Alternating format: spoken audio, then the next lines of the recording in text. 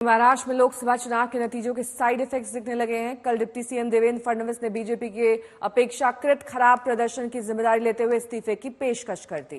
तो अब बीजेपी के दूसरे बड़े नेता ये कह रहे हैं कि समीक्षा होगी, लेकिन नतीजों की जिम्मेदारी सभी मिलकर लेंगे। उधर फडणवीस के इस्तीफे की पेशकश से बाकी नेताओं पर भी दबाव बनने लगा है। ये जो हमारा महाराष्ट्र में डिबैकल हुआ है, या जो हमें एक प्रकार से हार मिली है, हमारी सीटें कम हुई है, इसकी पूरी जिम्मेदारी ये मेरी है। मैं इस जिम्मेदारी को स्वीकारता हूं। बैठक में पार्टी के खराब प्रदर्शन पर चर्चा करने के बाद महाराष्ट्र के डिप्टी सीएम देवेंद्र फडणवीस ने इमोशनल दांव खेला और केंद्रीय नेतृत्व से सरकार की जिम्मेदारियों से मुक्त करने की अपील कर डाली। ये जो हमारा महाराष्ट्र में डिबैकल हुआ है, या जो हमें एक प्रकार से हार मिली है, हमारी सीटें कम हुई है, इसकी पूरी जिम्मेदारी ये मेरी है। मैं इस जिम्मेदारी को स्वीकारता हूं। कहां कमियां रही है उसको पूरा करने की कोशिश करूंगा।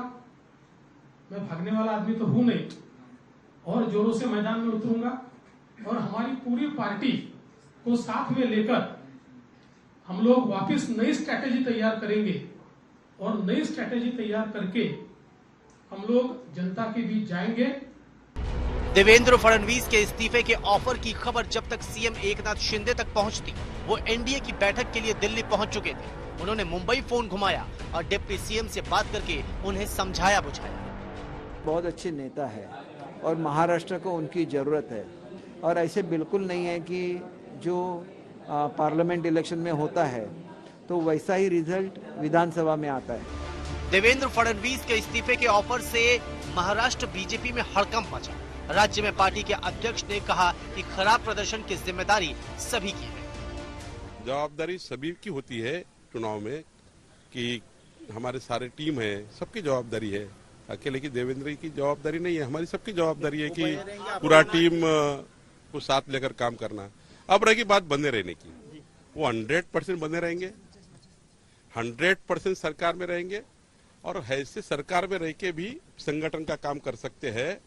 ऐसा नहीं है कि सरकार में है तो संगठन का काम नहीं, वैसे भी वो काम करते हैं। उनकी क्षमता बहुत ज्यादा है।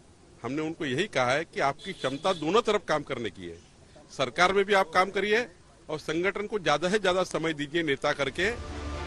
बीजेपी मान रही है कि गलतियां हुई, लेकिन देखने वाली बात होगी कि पार्टी उन गलतियों के लिए किसे जिम्मेदार मानती है।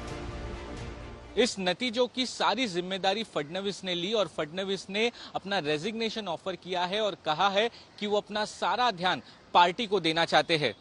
साथ ही फडणवीस ने यह भी कहा कि कहीं ना कहीं उनके जो अलायंस पार्टनर है, यानी कि शिवसेना और एनसीपी के साथ तालमेल सही नहीं बैठा और ऑपोजिशन को ठीक से वो काउंटर नहीं कर पाए, जिसके वजह से ऐसे नतीजे सामने आए हैं।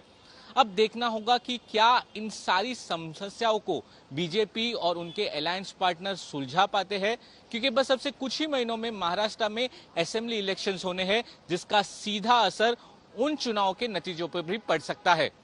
कैमरा पर्सन सिद्धेश के साथ सौरभ वक्तानिया, मुंबई, आज तक।